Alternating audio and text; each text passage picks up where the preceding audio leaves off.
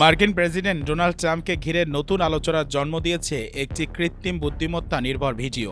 ইনস্টাগ্রামে প্রকাশিত ওই ভিডিওতে দেখা যায় ওভাল অফিসে ফুটবল তারকা ক্রিস্টিয়ানো রোনালদোর সঙ্গে বল জাগলিং, পাসিং ও হেডিং করছেন ট্রাম্প। ভিডিওটি পোস্ট করে তিনি রোনালদোকে দারুণ বুদ্ধিমান ও শান্ত স্বভাবের মানুষ হিসেবে উল্লেখ করেন। দুজনকে ফুটবল খেলতে দেখা গেলেও ভিডিওটি যে এআই জেনারেটেড এ বিষয়ে অনেকেই রসিকতা করেছেন। ইতোমধ্যেই এটি প্রায় 34 মিলিয়ন ভিউ অতিক্রম করেছে।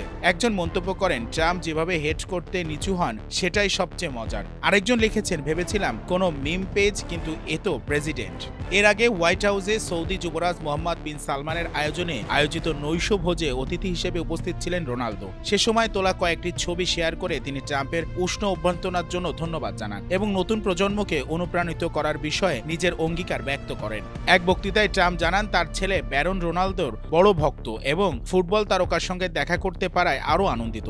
সাম্প্রতিক এই ভিডিও ছবিগুলোকে ঘিরে ট্রাম্প রোনালদোর সম্পর্ক নিয়ে নতুন আলোচনা শুরু হয়েছে যুক্তরাষ্ট্রের রাজনৈতিক ও ক্রীড়া মহলে।